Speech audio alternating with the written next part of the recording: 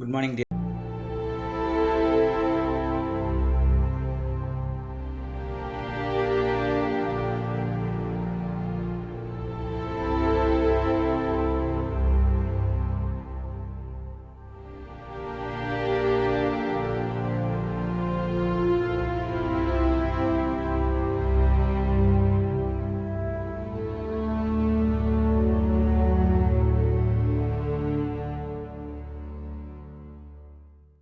Emergence of new kingdoms in North India. ஹிஸ்ட்ரியில் வரலாறில் emergence of new kingdoms in north India, வட இந்திய புதிய அரசுகளின் தோற்றம். இந்த பாடத்தை நல்லா கவனிங்க. ஒரு இன்ட்ரெஸ்டிங்கான ஒரு வரலாற்று சம்பவம் நிறைந்த பாடம் இது. ஸோ உங்களுக்கு இன்ட்ரெஸ்டிங்காக தான் இருக்கும். நல்லா கவனித்து பாடங்களை படித்து கொள்ளுங்கள். ஓகேவா? ஸோ இன்ட்ரடக்ஷனில் என்ன கொடுத்துருக்காங்க? ராஜ்புட்ஸ் பற்றி, ராஜபுத்திரர்கள் பற்றி கொடுத்துருக்காங்க.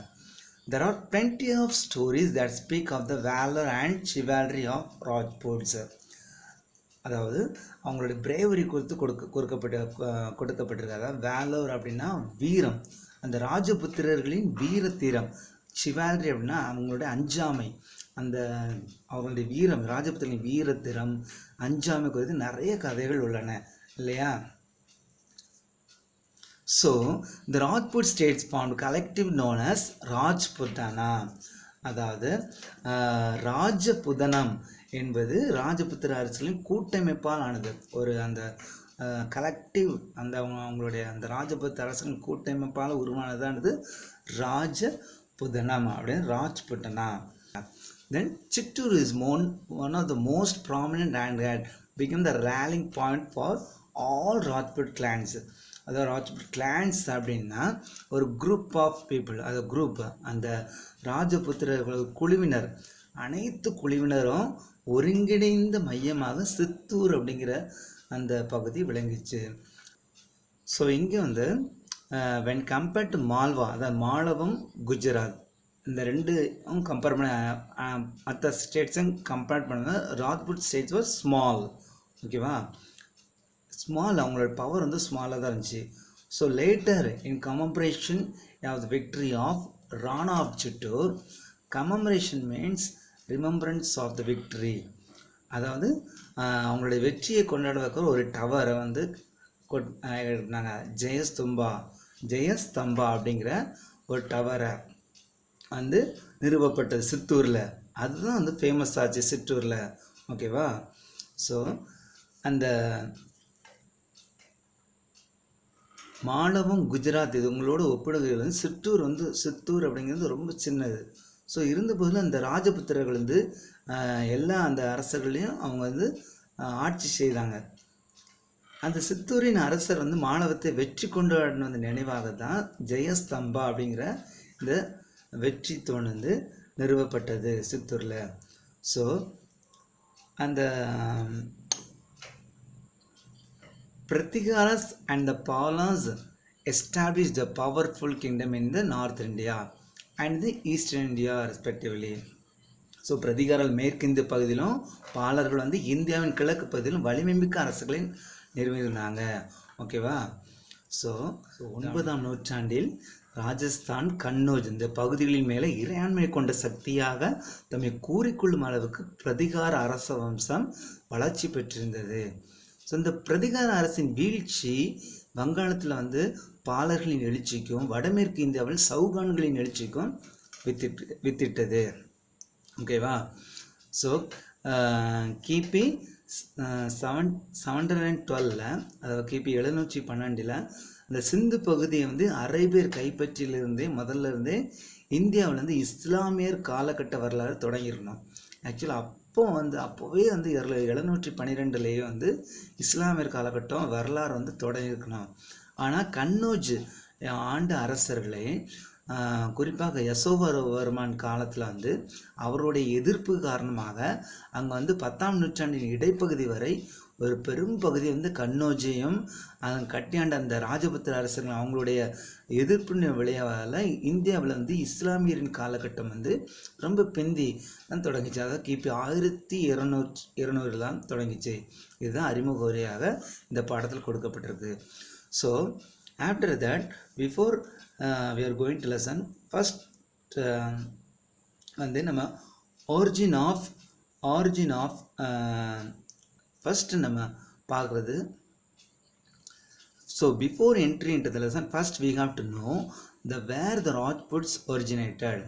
Origin of Rajputs, ராஜபுத்திரர்களின் தோற்றம். The word Rajput is derived from the Sanskrit word Rajputra. ஓகேவா, ராஜ்புத் என்னும் சொல் வந்து ராஜ்புத்ரா என்ற சமஸ்கிருத சொல்லிருந்து பெறப்பட்டது. which means scion of the royal blood. scion அப்படிங்கிறது வந்து அது அரச வம்சம் சொல்லுவாங்க இல்லையா, அதாவது வழி தோன்றல், இவங்க வழியிலலாம் வந்தாங்க அந்த வம்சம், அரச வம்சம் சொல்லுவாங்க. அந்த அரச வம்சத்தின் வாரிசு அல்லது வழி தோன்றல் அப்படிங்கிறது அதனுடைய பொருள். scion of the royal blood. ஓகேவா, ராஜ்புத்ரா சான்ஸ்கிரிட் வேர்டு வந்து லேருந்து வந்தது. ரஜ்புத்ரா அப்படிங்கிற சான்ஸ்கிரிட் வேர்ட்லேருந்து, ராஜபுத்ரா அப்படிங்கிற சொல் வந்து ரஜ்புத்ரா என்னும் சமஸ்கிருத சொல் சான்ஸ்கிரிட் வேர்ட்லேருந்து வந்தது. இது வந்து இதனுடைய பொருள் வந்து scion of, இதனுடைய மீனிங் வந்து scion of the royal blood. ஓகேவா, அதாவது அரச வம்சத்தின் அதாவது சயான் மீன்ஸ் அரச வம்சம், அந்த அரச வம்ச இரத்தத்தின் வாரிசு அப்படின்னு சொல்லப்படுது, அது வழி தோன்றல் அப்படின்னு சொல்லப்படுகிறது. ஓகேவா, so after the death of Harshavardhan of Vardhana dynasty, ஓகேவா, AD 647 various Rajput clans established kingdoms in different parts of northern and central India. So before the Rajput established, Harshavardhan was a powerful kingdom ruled in North India. So once after his death, so the Rajput clans is divided themselves and started to establish their role in different states. ஓகேவா, so அவங்களுடைய அந்த ஹர்ஷரின் மறைவை தொடர்ந்து, அது 647க்கு பின்னால் அதிலிருந்தே அவங்களுடைய மறைவை தொடர்ந்து இந்த வடக்கு மற்றும் மத்திய இந்தியாவின் பல பகுதிகளில் பல்வேறு ராஜபுத்திர இனக்குழுக்கள் தங்கள் அரசர்களை நிறுவிக் கொண்டன. அப்போ அந்த ராஜபுத்திரர்கள் வந்து தங்களுடைய வம்சாவளி தோற்றத்தை கடந்த காலத்திலேருந்தே தொடங்கினாங்க. ஸோ இதில் முக்கியமாக நம்ம பார்க்க வேண்டியது 3 முக்கியமான குலங்கள் என்று சொல்லப்படுகிறத நம்ம இப்போ பார்க்க போகிறோம். So children, there are 3 principal houses of Rajputs. that means குலங்கள் சொல்லும் இல்லையா, 3 குலங்கள் originated from the 3 principles. First one is Suryavanshi or the race of the sun. ஓகேவா, அது செகண்ட் வந்து Sandravanshi or the race of the moon, and the third one is Agnikula or the race of fire god. So it is believed that the Rajputs originated from these 3 races. அப்போ இது முக்கியமான 3 குலங்கள் என்னன்னா, சூரிய வம்சி என்னும் சூரிய குலம், ரெண்டாவது சந்திர வம்சி என்னும் சந்திர குலம், அடுத்து மூணாவது அக்னி குலம், அதாவது நெருப்பிலிருந்து தோன்றியவர்கள் அப்படிங்கிறது. ஸோ சூரியகுல சந்திரகுல வழித்தோன்றர்கள் என கூறிக்கொள்ளும் ராஜபுத்திரர்களில் முக்கியமானவர்கள் பந்தேல்கண்டின் சந்தையலர்கள் ஆவர் அப்படின்னு சொல்லப்படுகிறது. ஓகேவா, so among those who claimed descent from solar and lunar lines, channels of Bundelkhand were prominent. ஓகேவா, அதாவது இந்த ராஜபுத்திரர்கள் முக்கியமானவர்கள் சொல்கிறவங்க இந்த சூரியகுல சந்திரகுல வழித்தோன்றர்கள் கூறிக்கொள்கிற அந்த முக்கியமானவர்களில் பந்தேல்கண்டின் சந்தையாளர்கள் ஆவார் அப்படின்னு சொல்லப்படுகிறது. அப்புறம் ஹரியானா பகுதியில் வந்து தோமரர்கள் ஆட்சி புரிந்தாங்க. தோமராஸ் அப்படின்னு சொல்லக்கூடியவங்க வந்து ஹரியானாவில் ரூல் பண்ணியிருந்தாங்க. ஸோ அப்புறம் அதனால் 12ஆம் நூற்றாண்டில் இவர்கள் வந்து சௌகானா அப்படிங்கிறவங்களால அவங்க வெற்றி கொள்ளப்பட்டார்கள். So there are 36 Rajput clans were listed by the Oriental scholar James Todd in AD 1829. So there are totally 36 Rajput clans. Clans means groups, அதாவது அரச குலங்கள். 36 ராஜபுத்திர அரச குலங்கள் பட்டியலிட்டிருக்காரு. So among the 36, the 4 claimed as a special status. அதாவது James start அப்படிங்கிற ஒரு கீழ்த்திசை புலமையாளர் வந்து 1829 வந்து முக்கியமான 36 ராஜபுத்திர அரச குலங்களை பட்டியலிட்டிருக்கிறாரு.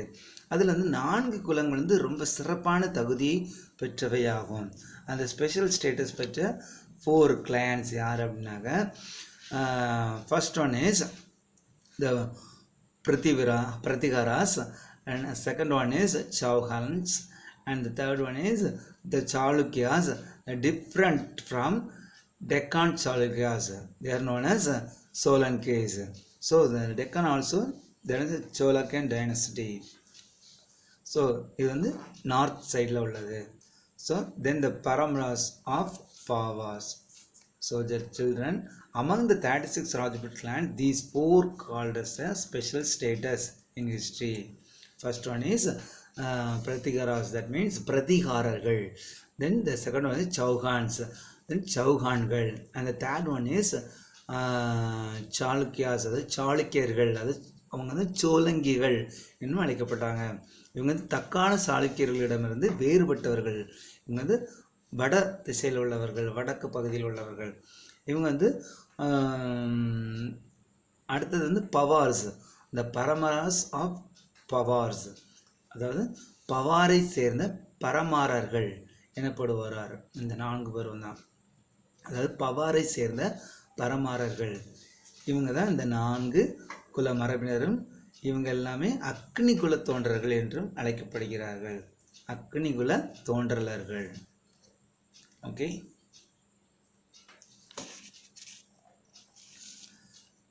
These 4 clans are அக்னிகுலா origin. இவர்கள் அக்னிகுலத்திலிருந்து அவங்க தோன்றினவர்கள், மரபினருந்து. ஸோ இதுதான் ஆரிஜின் ஆஃப் த ராஜ்புட்ஸ், அதாவது ராஜபுத்திரர்களின் தோற்றம். ஓகேவா? ஸோ நெக்ஸ்ட் வந்து நம்ம டைரெக்டாக வந்து அடுத்தது வந்து contribution of Rajputs to art and architecture, அதுதான் நம்ம குறைக்கப்பட்ட பாடுவதில் அடுத்ததாக கொடுக்கப்பட்டிருக்குது. ஸோ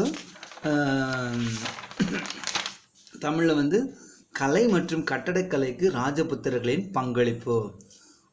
ஆர்ட் மீன்ஸ் என்னது? கலை. So Rajputs are really excellence in order.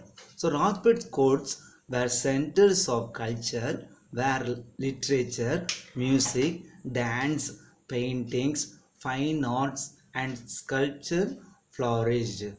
ராஜபுத்திரர்களுடைய அரசவை பார்த்திங்கன்னா கலைகளுக்கு ரொம்ப முக்கியத்துவமான இடமா இருந்துச்சு.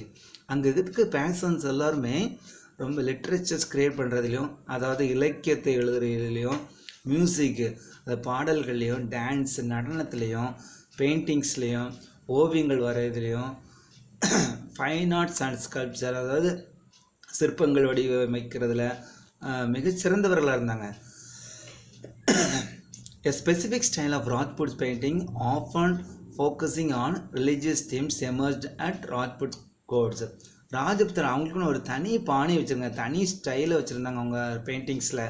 அந்த பெயிண்டிங்ஸில் வந்து அவங்களுடைய கடவுள் நம்பிக்கை சார்ந்த படங்களை தான் அவங்க வந்து அரசவையில் வந்து நிறைய வந்து வரைஞ்சி வச்சுருந்தாங்க. அந்த style of painting is called their style of painting is called Rajasthani. The Rajasthan style of painting can be seen at Bikaner, Jodhpur, Mewar, Jaisalmer. இந்த ராஜபுத்திரர்கள் ஸ்பெஷல் பெயிண்டிங்ஸ் வந்து ராஜஸ்தானி அப்படின்னு சொல்லுவாங்க. உங்களுக்கு வந்து 2 பெயிண்டிங்ஸ் இப்போ பார்க்குறீங்களா, இதுதான் ராஜஸ்தானி பெயிண்டிங்ஸ்னு சொல்லப்படுறது. These style of paintings can be seen at Bikaner, Jodhpur, Mewar, Jaisalmer. These cities there in Rajasthan. ஓகேவா? இதில் ராஜஸ்தானில் இருக்கிற பீகார்,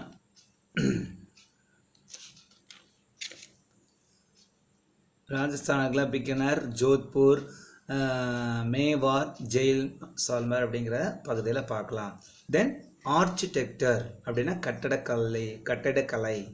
இந்த ராஜ்புட்ஸ் ஆர் கிரேட் பில்டர்ஸ். கட்டடக்கலையில் வந்து ரொம்ப சிறந்தவர்கள் ராஜபுத்திரர். Some of the important examples of the Rajput buildings are the strong fortresses of Chittorgarh, Ranthambore and Gumbalgarga, all in Rajasthan, Mandu, Gwalior, Chanderi and Asigar, all in Madhya Pradesh. இந்த ராஜபுத்திரர்கள் கட்டடக்கலைக்கு உதாரணமாக இருக்கிற கோட்டைகள் வந்து என்னெல்லாம் இருக்குது அப்படின்னா, ஃபஸ்ட்டு சித்துகார்க், ரணதாம்பூர் அண்ட் கும்பல்கார்க். இந்த பகுதியெல்லாம் ராஜஸ்தானில் இருக்குது. மாண்டு, குவாலியர், சந்தேரி அண்ட் ஆசிர்கார் இந்த இடங்கள்லாம் மத்திய பிரதேஷில் இருக்குது. ஓகேவா? The examples of domestic architecture of the Rajputs are the palaces of Mansingh at Gwalior, the buildings at Amber, Jaipur and lake palaces at Udaipur. So I will show you the pictures of these places. Domestic means the place where the kings and queens of Rajputs, that means known as palaces, live. அந்த அரண்மனையில் வந்து அவங்க எங்கெங்கெல்லாம் கட்டியிருக்காங்க அப்படிங்கிறதுக்கு examples கொடுத்துருக்காங்க. அவங்க எங்கெங்கெல்லாம் இருக்குனாக்க, Mansingh at Gwalior, the buildings at Amber, Jaipur and lake palaces at Udaipur. So these are the palaces they built for the Rajput kings. Okay ma? Many of the Rajput cities and palaces stand among the hills in forts or by the side of beautiful artificial lakes. Rajput cities and பேலசஸ்லாம் வந்து எங்கெல்லாம் இருக்குதுன்னு பார்த்தீங்கன்னா, mostly வந்து அவங்க மலைக்கு மேலே வந்து கட்டி வச்சுருப்பாங்க. அப்படி இல்லைன்னா அவங்க அல்லது ஒரு அழகான ஏரி பக்கத்தில் கட்டியிருக்கிறாங்க. அந்த அரண்மனைகளுக்கெல்லாம் அருள் சேர்க்கணும் அப்படிங்கிறக்க ஆர்டிஃபிஷியலாக நல்லா உருவாக்கி அங்கே பேலசஸை உருவாக்கியிருக்காங்க. So then the Castle of Jodhpur in Rajasthan is perched upon a lofty rock overlooking the town. So இந்த பிக்சர் பாருங்கள், how they built, எங்கே எப்படி, அதாவது கேஸ்டில் அப்படின்னா இந்த அரண்மனை சேர்ந்தது தான். ஜோத்பூர் கேஸ்டில் எங்கே கட்டிங்கன்னா உயரமாக இருக்கிற பாறைகளுக்கு மேலே இருக்கிற மாதிரி கட்டியிருக்கிறாங்க. இந்த கோட்டையிலேருந்து பார்த்திங்கன்னா நகரம் முழுவதும் தெரிகிற மாதிரி வடிவமைச்சிருக்கிறாங்க. Next, temples. The temples of Rajput rulers built have won the admiration of art critics. So, ராஜபுத்திரர்களால் உருவாக்கப்பட்ட கோவில்கள் பார்த்திங்கன்னா நிஜமாகவே ரொம்ப அட்மிரேஷனாக இருக்கும், அவ்வளோ ஆச்சரியப்படத்தக்கதாக இருக்கும். ஸோ கலைகள் மேலே ஆர்வம் இல்லை யார் இந்த கோயில்களை பார்த்தாலுமே அவங்களால அட்மையர் பண்ணாமல் இருக்கவே முடியாது. The temples in Khajuraho, the Sun Temple in Konark, the Dilwara Jain Temple constructed in Mount Abu and the Kandare Temple at Madhya Pradesh are illustrious examples of their architecture. So temples examples பார்த்தீங்கன்னா, first Khajuraho Temple, this is the Khajuraho Temple, then the Sun Temple in Konark, this is Sun Temple in Konark, and the Dilwara Jain Temple constructed in Mount Abu. இதுதான் Dilwara temple and Kandariya temple at Madhya Pradesh. இதுதான் Kandariya temple Madhya பிரதேஷில் உள்ளது. Are the best examples of the architecture. இந்த கோயில்கள் வந்து எல்லாமே வந்து ராஜபுத்திரர்களுடைய கட்டடக்கலைக்கு மிகச்சிறந்த ஒரு உதாரணமாக இருக்குது. கஜுராஹோ இன் பந்தல்கண்ட் ஹேஸ் 30 டெம்பிள்ஸ். கஜுராஹோ எங்கே இருக்குது அப்படின்னா பந்தல்கண்டில் இருக்கிறது மொத்தமாக 30 கோவில்கள் இருக்குதான். The shigaros of the Khajuraho temples are most elegant. Shigaros means towers, அதாவது கோவில கோபுரங்கள் வைக்கிறாங்க இல்லையா, அதுதான் சிகாரோஸ் அப்படின்னு சொல்லுறாங்க. கஜுராஹோ டெம்பிள்ஸ் இருக்க இந்த சிகாரோஸ் எல்லாமே பார்த்தீங்கன்னா மிக அழகாக உள்ளது, அழகுடையது. The exterior and interior parts of the temples are adorned with very fine sculptures. So எல்லா கோவில்களுமே பார்த்தீங்கன்னா, ஸோ கோயிலோட உள்பகுதியாக இருக்கட்டும் வெளிப்பகுதியாக இருக்கட்டும், ஸோ எல்லா இடமே மிக சிறப்பான சிற்பங்களால் செதுக்கி வச்சிருக்கிறாங்க. These temples are dedicated to Jain Tirthankaras and Hindu deities like Shiva and Vishnu. Dilwara Jain temple வந்து ஜெயின் காட் தீர்த்தங்கராஸ்க்காகவும், மற்ற கோயிலெலாம் வந்து ஹிந்து தெய்வங்களான சிவா, விஷ்ணு இந்த தெய்வங்களுக்காக இவங்க கட்டியிருக்கிறாங்க. Then the Jain temple at Mount Abu, which is known as Dilwara, has a white marble hall and a central dome of 11 concentric rings and richly carved vaulted ceiling and pillars.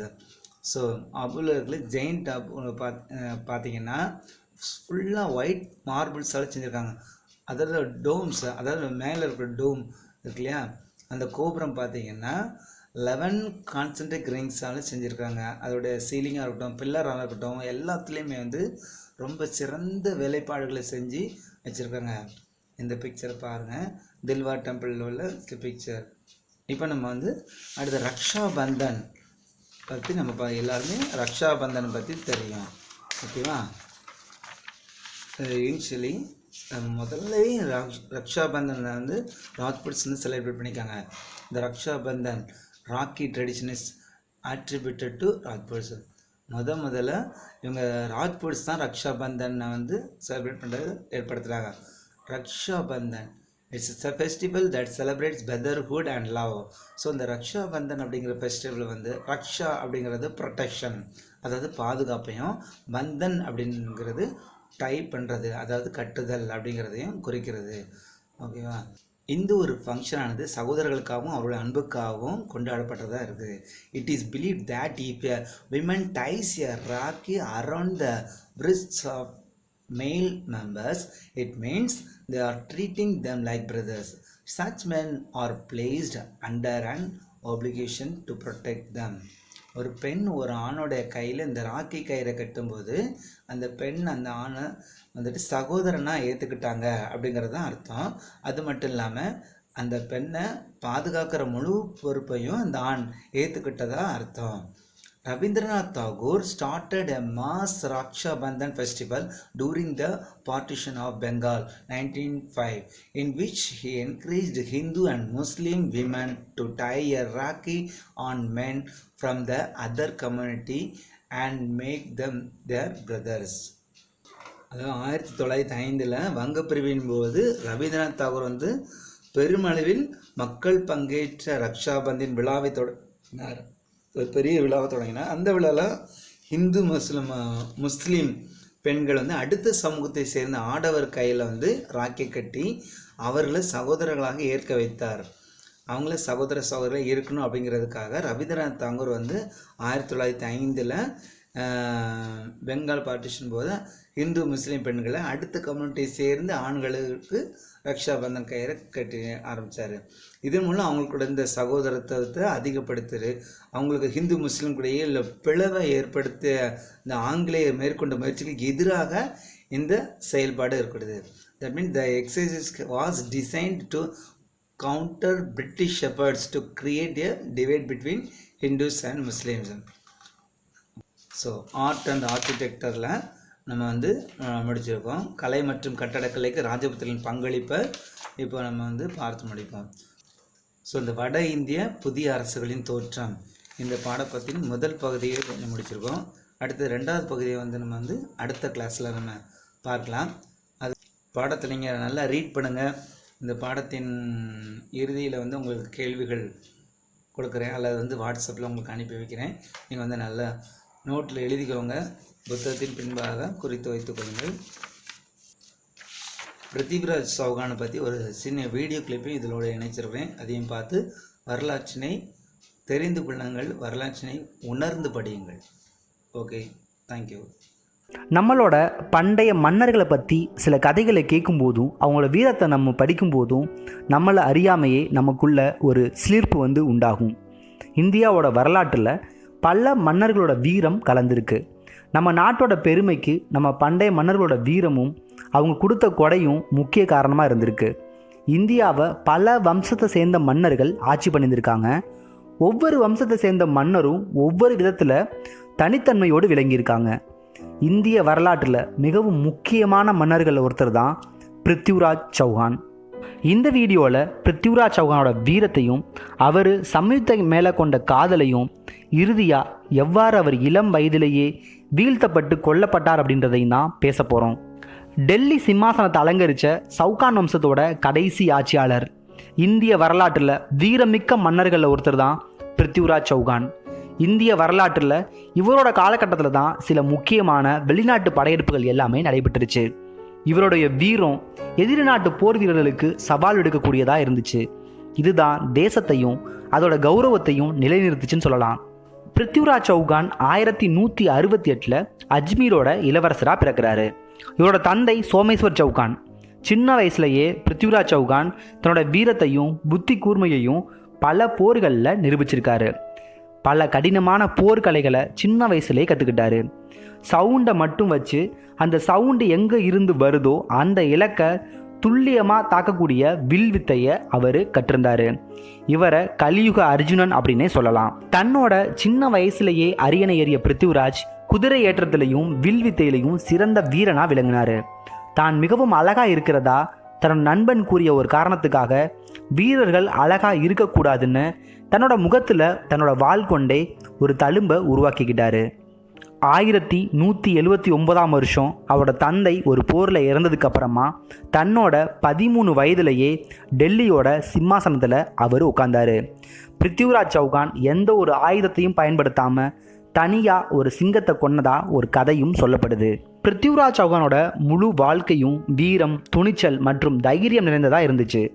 அவரோட இராணுவ நடவடிக்கைகளில் மிகவும் முக்கியமான ஒன்று குஜராத்தோட ஆட்சியாளரான வலிமைமிக்க மன்னர் பீம்தேவை கொன்று அவரை போரில் வீழ்த்தியது தான். அப்போது பிருத்திவிராஜ் சௌகானோட வயசு வெறும் 13 தான். பிருத்திவிராஜ் சௌகானோட வீரம் மட்டுமல்ல, அவரோட காதலும் இன்னைக்கு அளவும் பெரிய அளவில் பேசப்பட்டுக்கிட்டு இருக்க ஒரு விஷயந்தான். அவரோட பக்கத்து நாட்டை ஆட்சி பண்ணிக்கிட்டு இருந்த அவரோட தாய் மாமன் ஜெயச்சந்திரன் முன்பகை காரணமாக தன்னோட மகளோட சுயம்பரத்துக்கு பிருத்திவிராஜ் சௌகானை அழைக்க மறுத்துட்டாரு. இதனால் கோபம் கொண்ட பிருத்திவிராஜ் சௌகான் தன்னோட தாய் மாமன் மகளோட மனசில் தான் இருக்கிறோம் அப்படின்றத ஒற்றர்கள் மூலியமாக அறிஞ்சுக்கிட்டாரு. அதுக்கு பிறகு ஜெயச்சந்திரன் தன்னோட மகளுக்கு மணமகனை தேர்ந்தெடுக்கக்கூடிய சுயம்பரம் விழாவிற்கு ஏற்பாடு பண்ணியிருக்கும் பொழுது அந்த சுயம்பர மண்டபத்துக்குள்ள காட்டு தீ போல நுழைஞ்ச பிருத்திவிராஜ் சௌகான் கண்ணிமைக்கிற நேரத்தில் அங்கிருந்த இளவரசர்களுக்கு முன்னிலையில் இளவரசி சம்யுக்தாவை கடத்திக்கிட்டு போயிருப்பார். இதனால் ஆத்திரமடைஞ்ச ஜெயச்சந்திரன் பிருத்திவிராஜ் சௌகானை பழி வாங்கணும் அப்படின்றதுக்காக காத்துக்கிட்டு இருந்தார். இந்த சுச்சுவேஷனில் இந்தியாவோட மேற்கில் இருக்கக்கூடிய ஆப்கானிஸ்தானில் இருந்து அந்த டைமில் ஆப்கானிஸ்தானை ஆட்சி பண்ணிக்கிட்டு இருந்த முகமது கோரி அப்படின்ற மன்னன் 1191 இந்தியா மீது படையெடுத்து வர்றாரு. இதை தான் நம்ம முதல் தரையின் போர் அப்படின்னு சொல்கிறோம். இந்த போரில் பிருத்திவிராஜ் சௌகான் முகமது கோரியோட இராணுவத்தை தோக்கடிக்கிறாரு. முகமது கோரியோட முழு இராணுவத்தையும் அழிக்கிறதுக்கு இதுதான் சரியான நேரம் அப்படின்னு இவருக்கு அறிவுரை சொல்லப்படுது. ஆனால் பிருத்திவிராஜ் சௌகானோ இது போரை நிர்வாகிக்கும் முறை கிடையாது, உண்மையான வீரனுக்கு இது பொருத்தமான செயல் அல்ல அப்படின்னு சொல்லி அவரை முகமது கோரியோட இராணுவத்தை மன்னிச்சு விட்டுறாரு. ஆனால் துரதிர்ஷ்டவசமாக சிந்து நதி கரையில் வேட்டையாடிக்கிட்டு இருந்த பிருத்திவிராஜ் சௌகானை தன்னோட தாய் மாமன் ஜெயச்சந்திரனோட உதவியால் இரவில் உறங்கிக்கிட்டு இருக்கும்போது முகமது கோரியால் பிருத்திவிராஜ் சௌகான் கைது செய்யப்படுறான். கைது பண்ணதுமே பிருத்திவிராஜ் சௌகான் மீது உள்ள பயத்தில் பிருத்திவிராஜ் சௌகானோட இரு கண்களையும் குருடாக்குறான் முகமது கோரி. பிருத்திவிராஜ் சௌகானோட கண்களை குருடாக்கி தன்னோட நாட்டுக்கு முகமது கோரி அழைச்சிட்டு போயிட்டு இருக்கும் பொழுது ஆப்கானிஸ்தானோட காந்தகாரில் ஒரு இரவு தங்கணும் அப்படின்ற ஒரு சுச்சுவேஷன் வருது. அந்த டைமில் பிருத்திவிராஜ் சௌகானோட நண்பன் தன்னோட மன்னருக்கு கண்ணு தெரியலை அப்படின்னாலும் அர்ஜுனன் மாதிரி வில் விடுவதில் சிறந்தவர் அப்படின்றத முகமது கோரிக்கிட்ட சொல்கிறாரு. இதை சோதிக்கணும் அப்படின்றதுக்காக வேடிக்கையை ரொம்ப விரும்புகிற முகமது கோரி வில்ல பிருத்திவிராஜ் சௌகான்கிட்ட கொடுத்துட்டு ஒரு அம்பையும் கொடுத்து சத்தம் வரும் திசையை நோக்கி அம்பு விட சொல்கிறான். முகமது கோரியோட படை வீரர்கள் வெவ்வேறு திசைகளில் இருந்து ஒலி எழுப்புறாங்க. அந்த சவுண்டை கேட்டு பிருத்திவிராஜ் சௌகான் அந்த சவுண்ட் வர டைரக்ஷனில் அம்பை விட்டு அவங்க எல்லாத்தையும் கொல்றான். இதை பார்த்து ஒரு சுச்சுவேஷனில் அசந்து போன முகமது கோரி ஒரு கட்டத்தில் சந்தோஷத்தோட உச்சத்தில் சபாஸ் அப்படின்னு சொல்லிட்டு கத்த ஆரம்பிக்கிறான். இந்த சத்தத்துக்காக காத்துக்கிட்டு இருந்த பிருத்திவிராஜ் சௌகான் சத்தம் வர திசையை நோக்கி அம்பை விட்டு கன பொழுதுல முகமது கோரியை கொல்றான். பிருத்திவிராஜ் சௌகான் தேர்ச்சி பெற்ற இந்த அரிய கலையை சமஸ்கிருதத்தில் சப்தவிபான் அப்படின்னு சொல்லிட்டு சொல்கிறாங்க. கோரி மாண்டு போனதை கண்ட சக வீரர்கள் பிருத்திவிராஜ் சௌகானையும் அவனோட நண்பனையும் அங்கேயே கொன்று புதைக்கிறாங்க. இன்றைக்கும் அவங்கள கொன்று புதைச்ச அந்த மண்மேடு காந்தகார் நகரில் இருக்குது. நம்ம வாஜ்பாய் அரசு இவரோட நினைவாக நம்ம உள்நாட்டில் தயாரிக்கப்பட்ட அணு ஆயுதத்தை சுமந்து செல்லக்கூடிய ஏவுகணைக்கு பிருத்திவி அப்படின்னு சொல்லிட்டு இவரோட பெயரை சூட்டுச்சு. இதுதான் வீரமிக்க பிருத்திவிராஜ் சௌகானோட வரலாறு.